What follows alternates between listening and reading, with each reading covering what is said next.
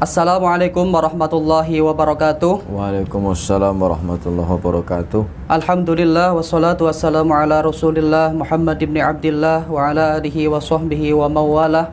La haula wa la quwata illa billah, amma ba'du. Pemirsa yang kami hormati, kembali lagi di channel Ansor Media Kambangan. Kami Ansor Media Kambangan bersama dengan Ketua Majelis Zikir dan Sholawat Rijalul Ansor PAC Lebak Siu, Ustadz Mizan Sya'roni. Gimana kabarnya Ustadz? Alhamdulillah, panjenengan pun baik. Saya nggih. Insyaallah. Saya zahiran wa batinan. Amin ya Allah. Ini kesempatan yang langka buat kami Ustadz, karena bisa istilahnya ngobrol bareng dengan panjenengan setelah beberapa pertemuan kemarin di PKD dan juga di Klatsar. Ya. Saya masih ingat panjenengan mengisi ketika di PKD mengisi tentang keaswajaan. Ya, kemudian di Klatsar kemarin mengisi tentang KNU-an. Kebetulan kemarin KNU-an. Ya. Karena bagi saya pribadi, entah juga mungkin peserta yang lain itu penjelasan dari panjenengan. Karena mungkin saya nggak ngantuk mungkin. Jadi banyak yang masuk.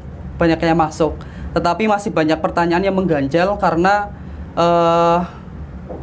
kita yang di Nahdlatul Ulama ataupun kader Ansor ini mungkin rata-rata adalah mereka yang bapaknya NU, kemudian anaknya ikut NU. Mereka juga kemudian hidup di lingkungan NU. Kayak gitu. Jadi mungkin dari hasil nanti obrolan santai kita bagi pemirsa ataupun teman-teman yang di Ansor Kambangan bisa lebih mengetahui tentang keaswajaan dan juga KNU-an, sehingga mereka itu memilih aswaja an-nahdiyah benar-benar secara keilmuan. Tapi sebelum beranjak ke sana, kita pengen sedikit sharing tentang pengalaman Ustadz Mizan sampai sekarang diamanati sebagai ketua RA di PAC Lebak Siu. Mungkin jenjang-jenjang kaderisasinya gitu.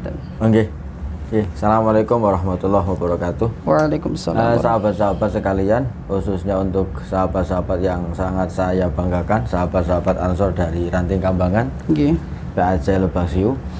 Alhamdulillah, ini juga merupakan satu kesempatan yang langka buat saya bisa punya kesempatan untuk bersilaturahmi secara khusus. Bukan hanya bertemu di arena pengkaderan, tetapi kita bisa ngobrol santai semacam ini. Alhamdulillah, memang mungkin ini bisa dijadikan motivasi bersama bahwa Nahdlatul Ulama atau ber-NU itu merupakan sebuah anugerah. Kalau saya bilang, mungkin kebanyakan masyarakat kita kan memang NU-nya beranjak dari kultural karena memang terlahir dari orang tua yang NU. Tetapi itu juga merupakan anugerah kalau saya bilang, karena seperti halnya kita dijadikan sebagai orang dari anaknya orang NU dan kebetulan hidup di lingkungan NU, sama halnya seperti Allah melahirkan kita, ditakdirkan sebagai orang Indonesia yang mayoritas adalah agama Muslim. Bagaimana coba kita bayangkan? Kita nggak kebayang kalau kita ditakdirkan oleh Allah lahir nuwun sewu di negara yang mayoritas non-Muslim. Katakanlah terlahir sebagai orang Eropa, katakanlah yang mayoritas umat Kristiani. Mungkin panjenengan saya orangnya lebih gagah dari sekarang, mungkin lebih tinggi, lebih putih, lebih mancung, tapi tidak ada jaminan bahwa kita menganut millatu Ibrahim, millatu Muhammad. Jadi kita terpilih menjadi seorang Indonesia meskipun dengan bentuk karakteristik macam ini. Kita juga terlahir sebagai orang Nahdien merupakan satu hidayah, karena itu merupakan korinah atau tanda bahwa kita adalah orang-orang yang dipilih oleh Allah yang akan diselamatkan di dunia insyaallah hatal akhirah. Itu pertama. Kemudian alhamdulillah pada satu dekade terakhir memang pengkaderan KNU-an di setiap tingkatan sedang mengalami perkembangan yang sangat pesat. Saya ingat sekali, saya mulai mengenal gerakan pemuda Ansor itu pada kepemimpinan sahabat Nusron Wahid pada waktu itu. Periode sebelum ketua umum kita yang sekarang Gus Yakut. Memang Menteri Agama gitu ya. Waktu itu memang menurut sahabat-sahabat yang lain juga, kaderisasi Ansor menjadi lebih ramai seperti sekarang ya berkat tatanan beliau, sahabat Nusron Wahid. Sehingga gaungnya kaderisasi itu sampai ke daerah-daerah, termasuk ke daerah kita. Dan alhamdulillah saya sebagai salah satu orang yang terpanggil hatinya untuk ikut kaderisasi. Awalnya saya besar di pesantren. Jadi di pesantren itu kan pengalaman keorganisasiannya adalah organisasi internal di pesantren. Sehingga saya tidak sempat ikut rekan-rekan Ibnu, karena pada usia Ibnu saya masih di pesantren. Artinya saya pulang dari pesantren itu ya secara ajaran tentunya saya Nahdiyin, tetapi belum terjun secara langsung di organisasi. Suatu ketika sahabat ada, saya sebut namanya Mas Huzali, satu orang tokoh yang sangat berpengaruh dalam perjalanan hidup saya. Karena beliau itu sing kemudian mengajak saya terus menerus dijak, ayo kita ikut kaderisasi, kita ikut Ansor, kita ikut Ansor. Sehingga saya pada waktu itu mulai ikut. Pertama saya ikut PKD yang dilaksanakan di Kecamatan Lebak Siu di kantor MBC. Dan antiknya sahabat-sahabat, pada waktu PKD itu saya dan sahabat-sahabat yang ikut PKD itu yang memprakarsai kepanitiaan.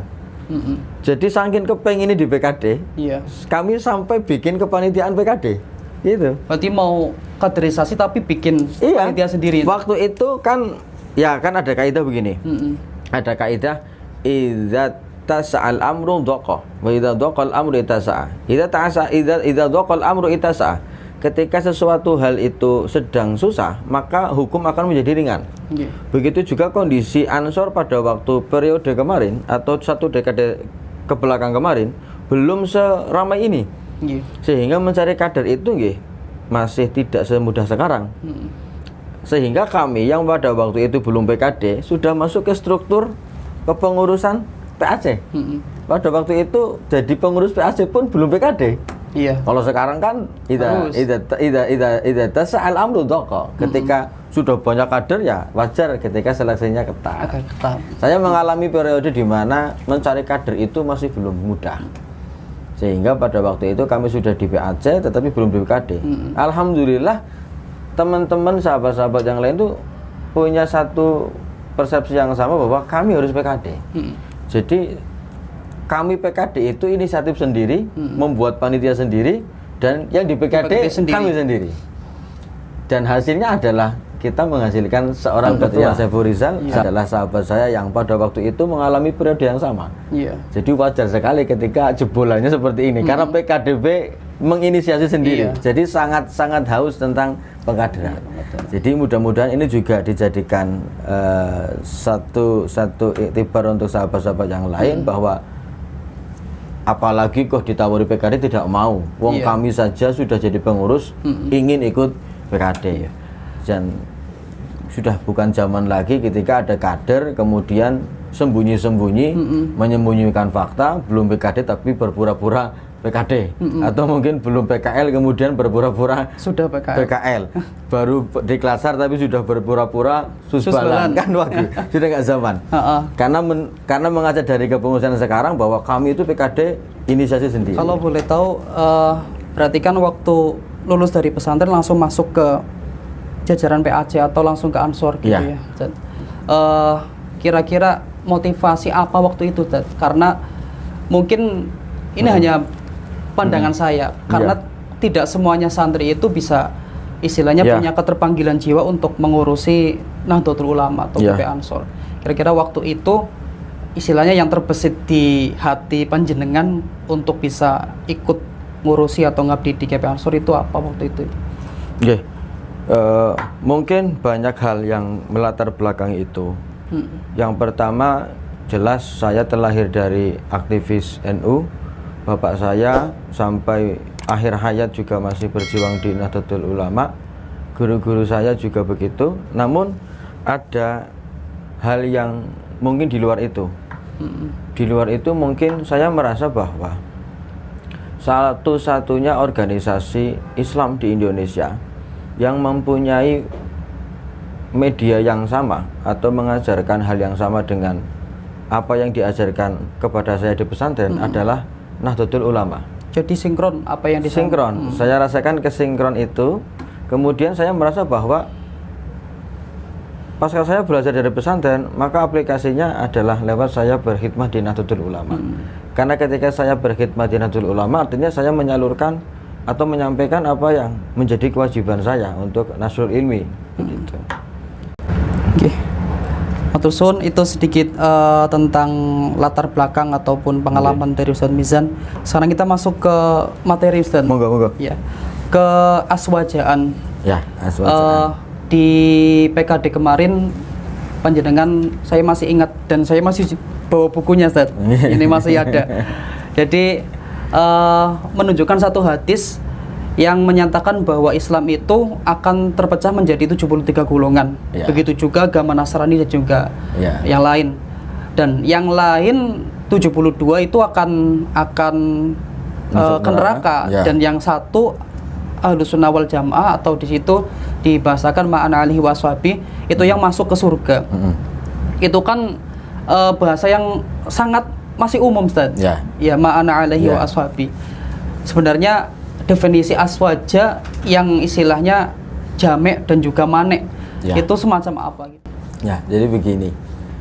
Definisi aswaja secara penamaan, secara penamaan itu ya sebenarnya adalah hal yang baru. Yang perlu dicatat begini, bahwa aswaja Ahlus Sunnah wal Jamaah secara ajaran itu sebenarnya bukan hal yang baru, tetapi mengutip apa yang dikemukakan oleh Syekh Abdul Qadir Al-Jilani bahwa Ahlus Sunnah as-sunnah huma ma salakahu Rasulullah wal Jamaah, bahwa aswaja adalah aswaja adalah secara ajaran, yaitu ajaran yang langsung dari Rasulullah dan kemudian diteruskan oleh orang-orang yang mengambil keilmuan dari Rasulullah. Jadi secara ajaran Ahlus Sunnah wal Jamaah itu ya ada dari Rasulullah. Jadi tidak ada siapa tokoh yang kemudian mendirikan aswaja, ya Rasulullah sendiri. Karena aswaja itu atau Ahlus Sunnah wal Jamaah itu merupakan ajaran dari baginda Rasul. Adapun istilah aswaja itu kemudian diistilahkan aswaja, ada banyak versi. Ada satu referensi yang mengatakan bahwa pertama dikemukakan istilah Ahlus Sunnah wal Jamaah itu pada periodenya Imamuna Al-Imam Abul Hasan Al-Asy'ari. Pada periode itu beliau dalam satu kitab mengemukakan satu istilah Ahlus Sunnah wal Jamaah. Jadi menurut sebagian ulama itu pengistilahan pertama yang terdengar atau terlihat sebagai istilah Ahlus Sunnah wal Jamaah. Berarti pada masa Imam Abu Hasan Al-Asy'ari. Abul Hasan Al-Asy'ari. Menurut satu referensi. Oke, saya juga pernah membaca di buku ini, kalau tidak salah itu dari Unsik, Abu Hasan Al-Asy'ari atau Abu Mansur Al-Maturidi, salah satunya. Itu pernah istilahnya justru menjadi tokoh Mu'tazilah waktu itu. Itu kenapa istilahnya ketika ada ajaran aswaja, kita untuk hal akidah mengikuti dua imam ini, padahal istilahnya dua imam ini itu pernah istilahnya bahasanya pernah mengikuti Mu'tazilah, bahkan menjadi tokoh Mu'tazilah untuk mengikuti perdebatan di mana-mana waktu itu. Gini, jadi memang mungkin secara bahasa dulu Ahlus Sunnah wal Jamaah mungkin Ahlus Sunnah wal Jamaah secara bahasa ahlun adalah pengikut, kemudian sunnah itu adanya ma'sannahu Rasulullah atau apa yang diajarkan dan dilakukan oleh Rasulullah. Kemudian al-jamaah itu artinya adalah kelompok. Nah, tiga kata ini ahlun, sunnah, wal jamaah mempunyai peran masing-masing. Jadi ahlus sunnah awalnya adalah ahlus sunnah. Ahlus sunnah adalah orang yang mengikuti apa yang diajarkan oleh Rasulullah. Gitu.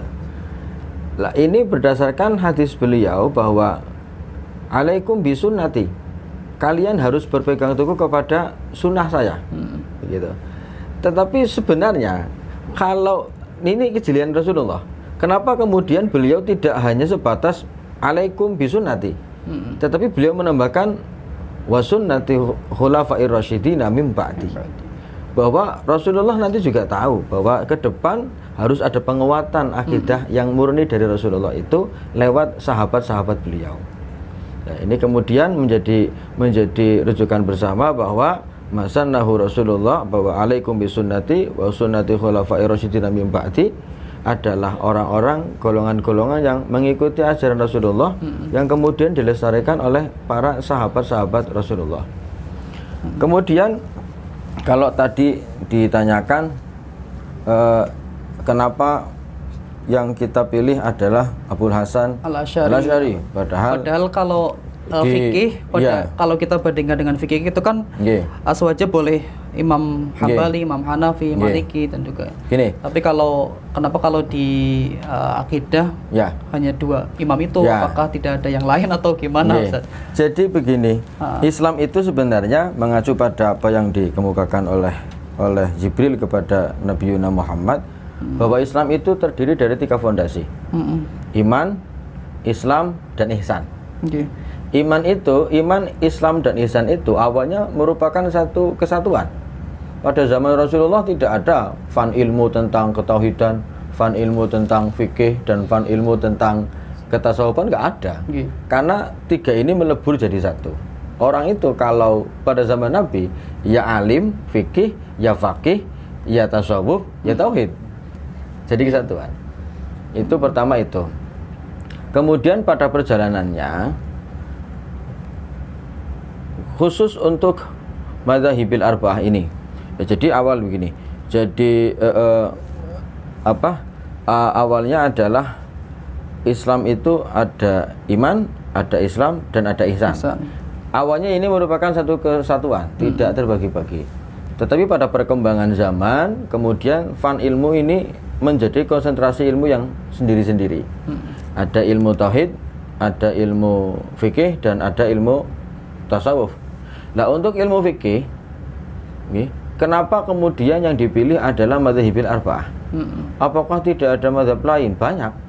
Tetapi mazhab yang membukukan literatur atau metodologi mazhabnya hanya 4 mazhab ini. Sehingga ini merupakan kehati-hatian ulama kita secara jurnalistik. Tidak mau mengambil ilmu dari sumber yang tidak termaktub referensinya. Kemudian kenapa kemudian muncul tokoh namanya Abu Hasan Al-Asy'ari? Kenapa yang dipilih oleh kita ini beliau, bukan yang lain? Jadi sejarahnya panjang. Ada 2 pendekatan. Yang pertama adalah pendekatan dari baginda Rasul Muhammad SAW.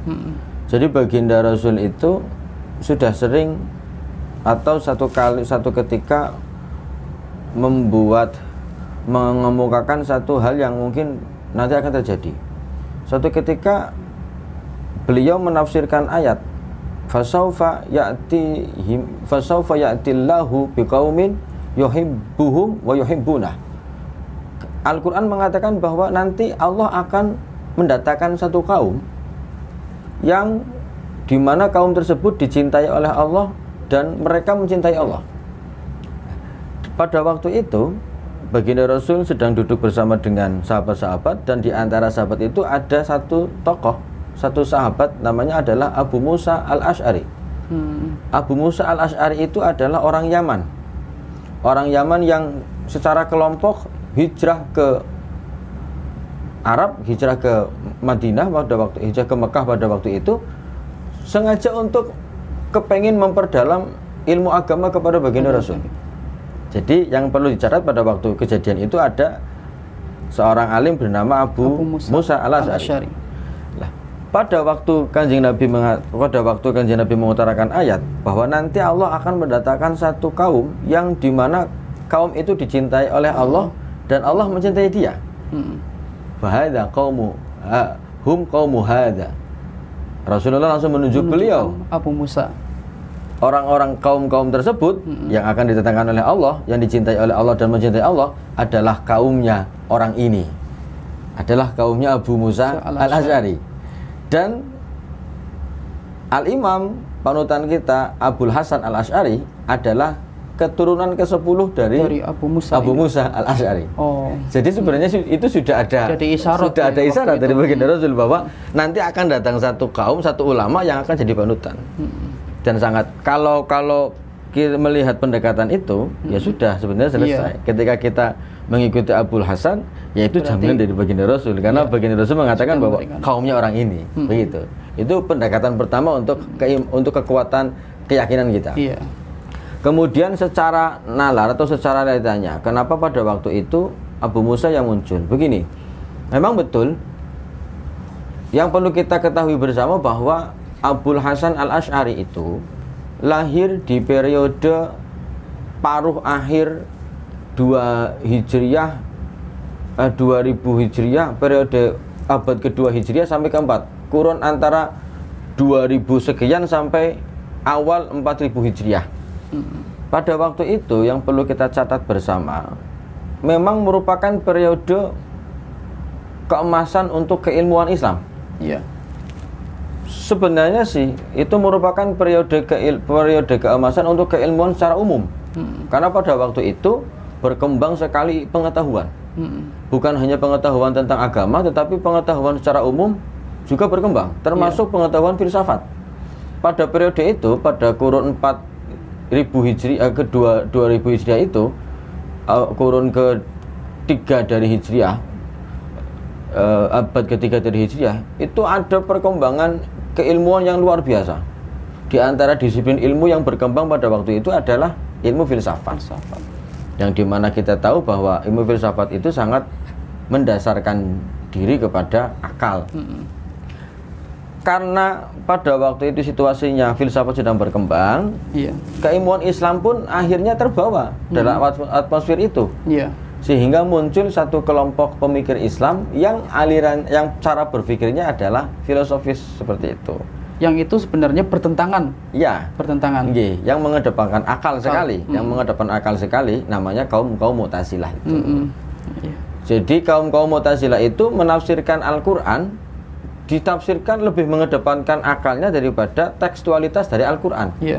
Sehingga tidak jarang kemudian menghasilkan satu penafsiran, menafsiri Al-Qur'an tetapi sangat jauh dari teksnya Al-Qur'an. Satu contoh katakanlah, pada penafsiran alam taro kaifa fa'ala rabbuka bi ashabi alam taro kaifa fa'ala rabbuka bi ashabil alam yaj'al kaydahum fi tadbir wa arsala alaihim tayran ababil. Salah satu tokoh Mu'tazilah menafsirkan ababil di situ bukan burung ababil, tetapi bentuknya virus. Begitu.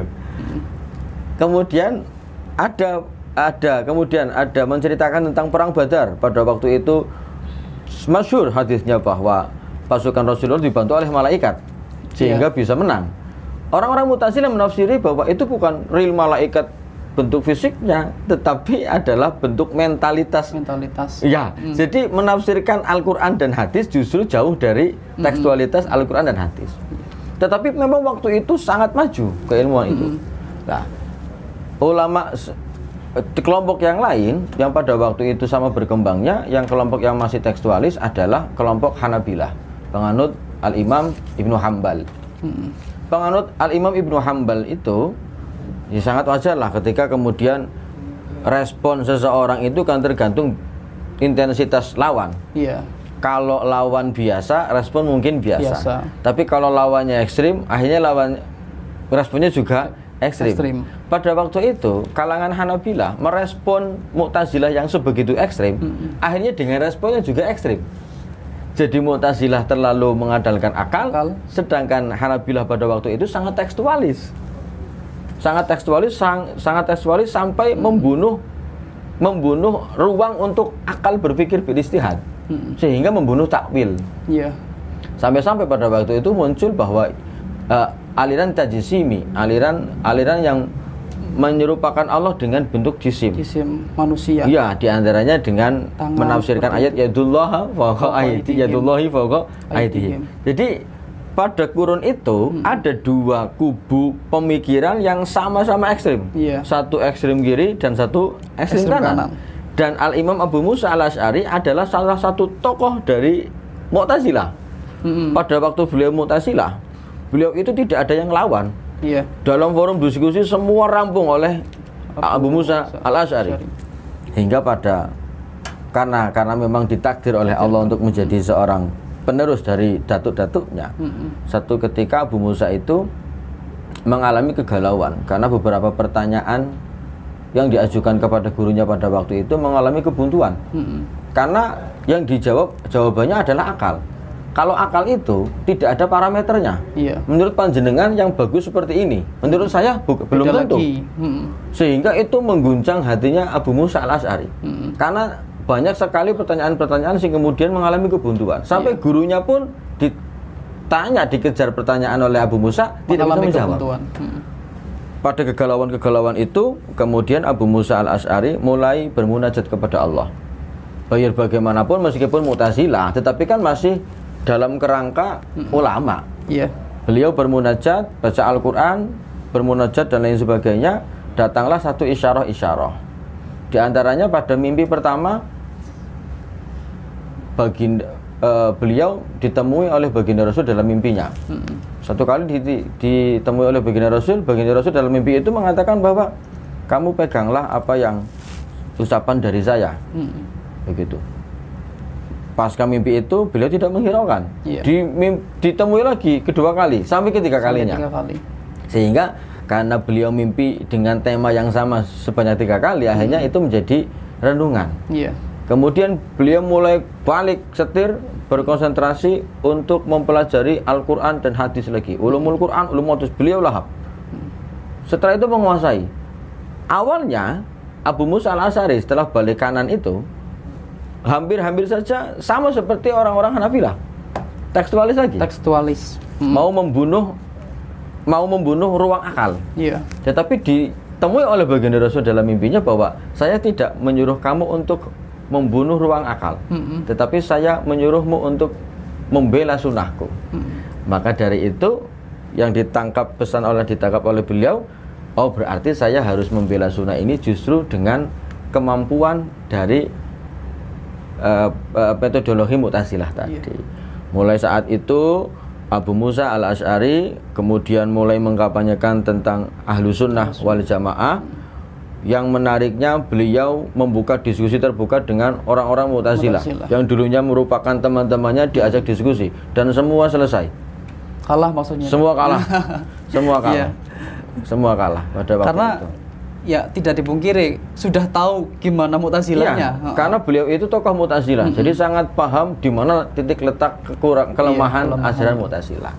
Jadi sekali lagi yang mungkin harus kita pahami dan banyak ditegaskan oleh para ulama, bahwa Abu Musa Al-Asy'ari pada waktu itu tidak membuat fondasi baru tentang keaswajaan.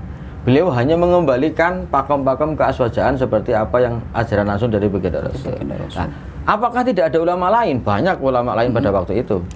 Tetapi ulama lain pada waktu itu tidak punya kemampuan yang seperti Abu Musa Al-Asy'ari. Sehingga ulama-ulama lain yang masih aswaja pada waktu itu sepakat dengan Abu Musa dan bergabung dengan Abu Musa. Tidak kemudian membuat kelompok-kelompok baru, tidak. Itu ketika kita mengikuti Abu Musa, hakikatnya kita tidak mengikuti seorang Abu Musa, tetapi kita mengikuti al-jamaah pada waktu itu. Gitu. Gini. Ini kan berarti aswaja itu didefinisikan, kalau di Mbah Hashim itu mengatakan bahwa yang mengikuti 4 madhab, kemudian mengikuti tasawufnya, mengikuti Imam Ghazali, kemudian akidahnya mengikuti Abu Hasan Asy'ari atau Abu Mansur Al-Maturidi. Ini kan berarti seiring perkembangan zaman. Tadi juga dilatar belakangi dengan waktu itu perkembangan keilmuan yang luar biasa. Sampai filsafat waktu itu, kemudian ulama sampai turun istilahnya ikut untuk kembali meluruskan. Apakah dengan seiring perkembangan zaman yang mungkin prediksi ataupun perkiraan ada istilah baru untuk aswaja? Karena entah di tahun keberapa mungkin ada lagi perkembangan teologi tentang filsafat ataupun mungkin fikih ataupun lain-lain, kira-kira gimana Ustaz? Sebenarnya apakah sudah pakem untuk imam ini ataupun gimana gitu Ustaz? Begini, kalau secara pengistilahan sebenarnya tidak menjadi acuan. Apapun namanya, toh baginda Rasul juga tidak membuat satu nama. Hadza din Muhammad. Inilah agama Muhammad secara utuh. Belum ada istilah Ahlussunnah wal Jamaah pun agama Muhammad seperti itu. Gitu. Jadi sebenarnya apakah dimungkinkan nanti ada perkembangan keaswajaan? Kalau perkembangan secara ajaran tidak. Kalau mungkin nanti ada istilah-istilah baru, ya mungkin saja. Itu mungkin saja. Tetapi kalau secara ajaran tidak. Karena hakikatnya tidak pernah ada pembaharuan ajaran. Ahlussunnah wal Jamaah itu ya justru murninya ajaran baginda Rasul tanpa ada penambahan. Begitu. Itu. Kemudian ada para Mbah Hasyim sendiri, Ahlussunnah wal Jamaah hum ahlu tafsir wal hadits wal fiqh alladzina hum yajtami'una fi madhahibil arba'ah. Logikanya begini. Seorang sekali Mbah Hasyim membatasi bahwa Ahlussunnah wal Jamaah itu adalah orang-orang yang terkumpul dalam 4 mazhab ini. Karena hakikatnya Ahlussunnah wal Jamaah itu satu kesatuan. Ya ahli tafsir, ya ahli fikih, ya ahli tauhid, itu yang berkumpul dalam satu persepsi yang sama. Dan kebetulan ada yang masuk ke mazhab Syafi'iyah, ada yang mazhab Hanabilah, ada yang mazhab Malikiyah, dan ada mazhab Abu Hanifah.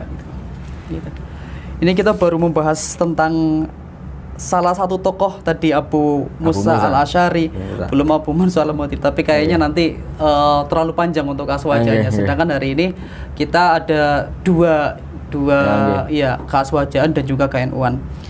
Selanjutnya kita mungkin untuk tokoh-tokoh yang lain, kenapa termasuk juga di tasawuf kita juga belum membahas Ustaz. Mungkin di kesempatan lain Ustaz. Selanjutnya ke KNU-an Ustaz.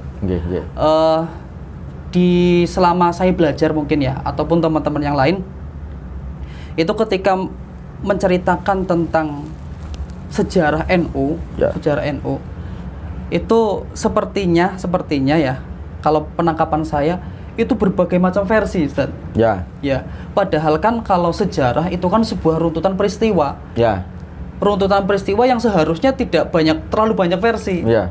Ya sebenarnya muncul awalnya NU itu seperti apa? Maksudnya awalnya dulu dari segi pendukungnya, kemudian apakah ujuk-ujuk langsung ada NU atau gimana gitu Ustaz?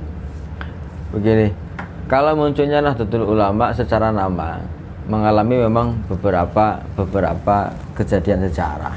Yang jelas yang paling mempengaruhi atau yang paling menjadi motivasi utama adalah penolakan kaum tradisionalis atau penolakan kaum santri terhadap gerakan Wahabisasi. Itu yang paling urgent. Mungkin kalau tidak ada gerakan Wahabisasi pada waktu itu di periode 1924-26, mungkin ya tidak sampai ada organisasi Nahdlatul Ulama. Karena notabene seperti apa yang dikemukakan oleh Mbah Hasyim sendiri dalam kitabnya Risalah Ahlussunnah wal Jamaah, beliau mengatakan bahwa umat Islam Indonesia itu sejak zaman dahulu adalah Ahlussunnah wal Jamaah yang mayoritas mengikuti mazhab Syafi'iyah.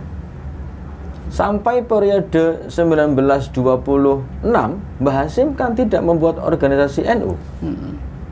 Karena merasa bahwa ya masyarakat Indonesia sudah Ahlussunnah wal Jamaah gitu.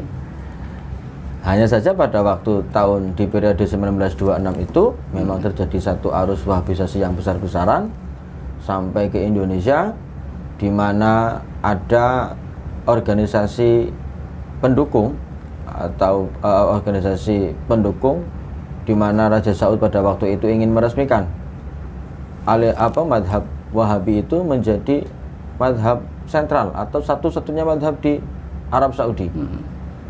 Sehingga untuk mensukseskan itu membuat komite-komite kecil di masing-masing negara, termasuk di Indonesia.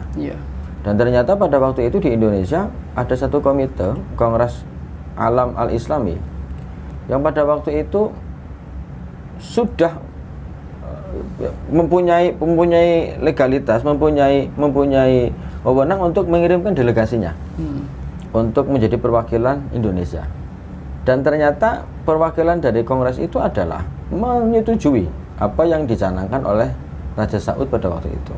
Nah, Mbah Wahab melihat kondisi semacam itu, ini kalau kemudian tidak ada pergerakan, artinya Indonesia secara kelembagaan, secara negara menyetujui apa yang dicanangkan oleh Raja Saud pada waktu itu.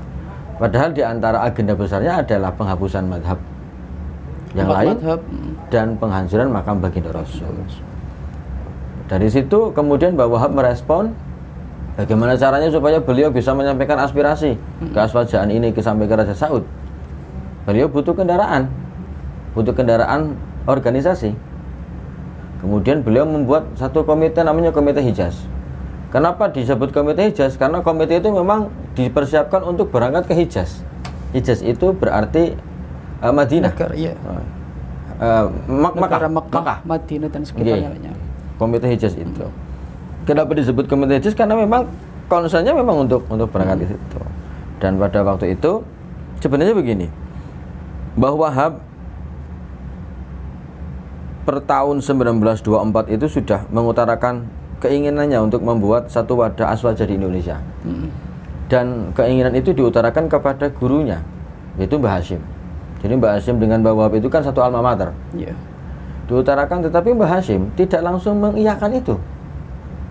Mbah Hashim ketika diminta untuk membuat organisasi aswaja di Indonesia tidak langsung mengiyakan, tetapi bermunajat kepada Allah, istikharah, minta petunjuk kepada Allah.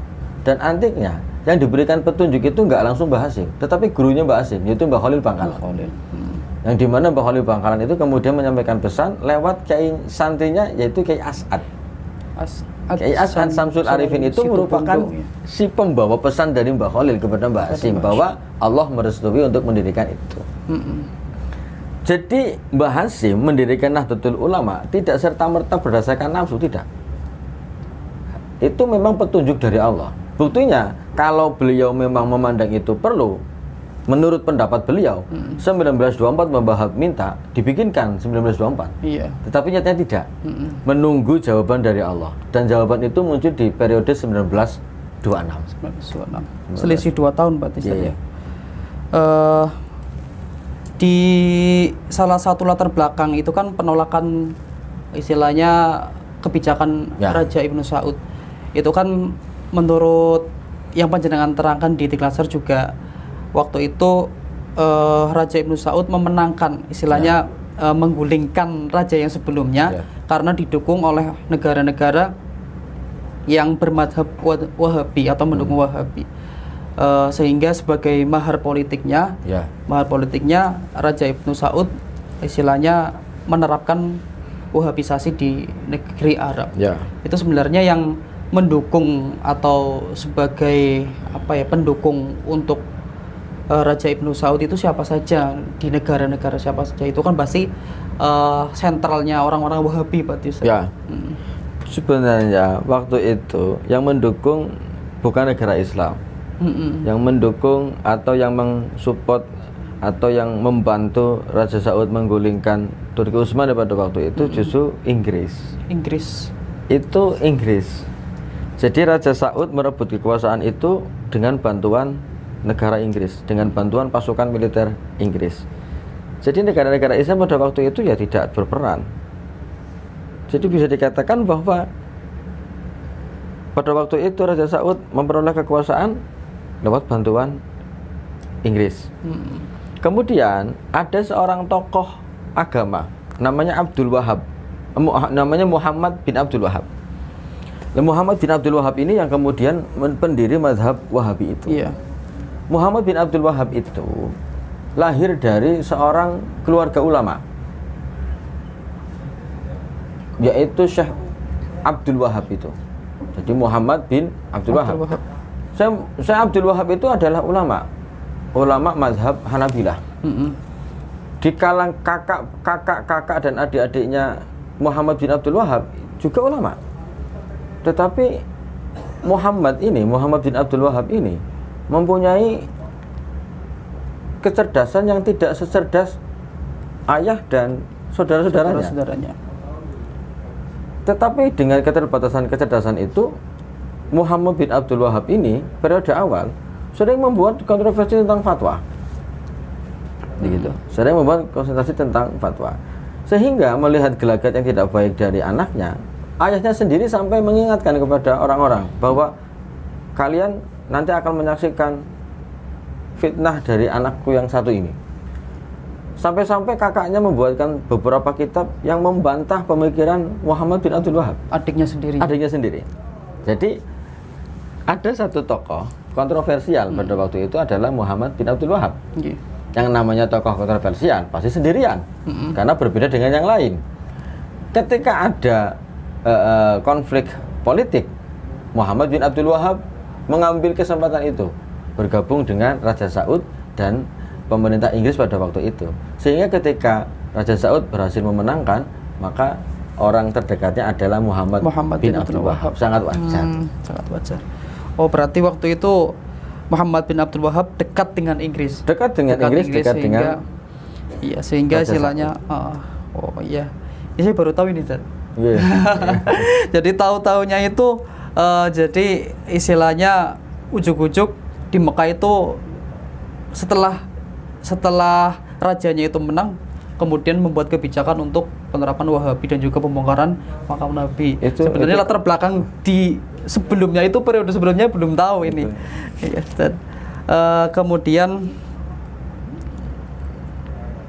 Nahdlatul Ulama Kongres ya. Kayaknya sudah lumayan lama, Ustaz. Iya. Satu lagi ada yang mau tanyakan. Ada. Cukup ya.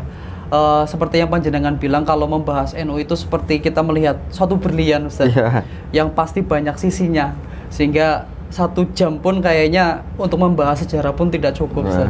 Mungkin kita akan membahas sisi yang lain di lain kesempatan, Ustaz.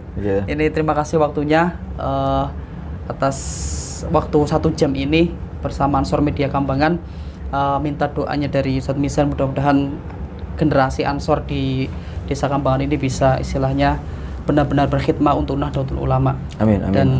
Mungkin sedikit pesan-pesan untuk kader Ansor di Kambangan, kira-kira tips biar benar-benar ngabdi di Ansor bagaimana, Ustaz?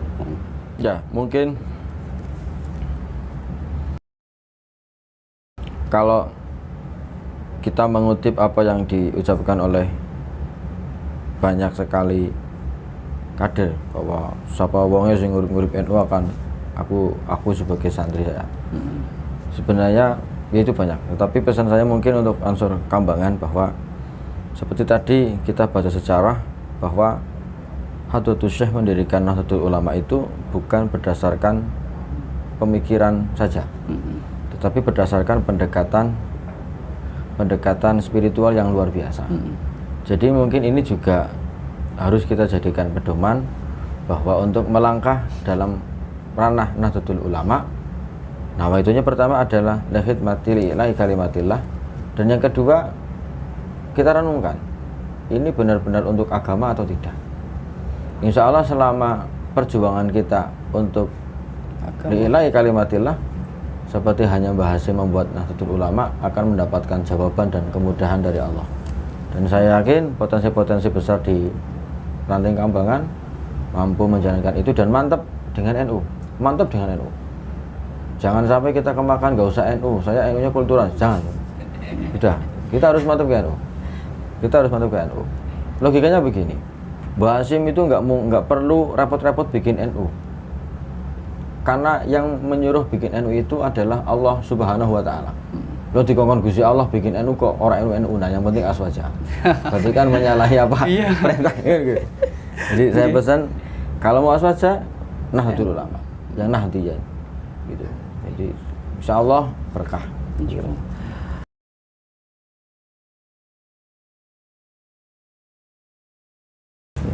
Al-Fatihah. Bismillahirrahmanirrahim.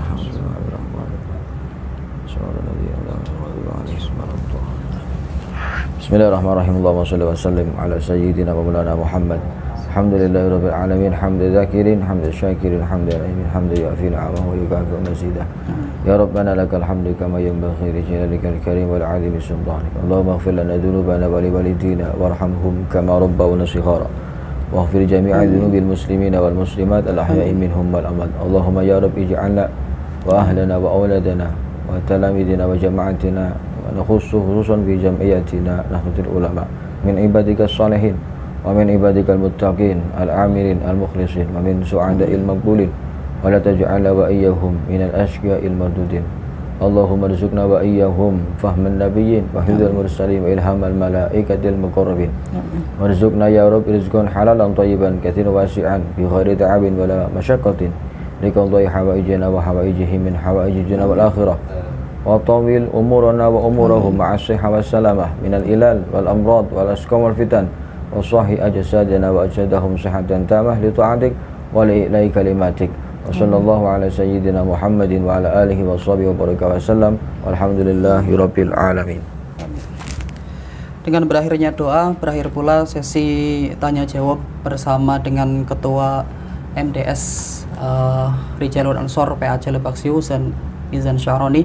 Saya selaku pembawa acara atau moderator pada sesi hari ini memohon maaf apabila dalam membawakan sesi terdapat banyak hal yang kurang berkenan di hati pemirsa. Terima kasih. Wassalamualaikum warahmatullahi wabarakatuh. Waalaikumsalam warahmatullahi wabarakatuh. Ya lal watan, ya lal watan, ya lal watan, hubbul watan minal iman, warakakum minal khirman, inhadu alal watan. Ya lal watan, ya lal watan, ya lal watan, hubbul watan minal iman, warakakum minal khirman, inhadu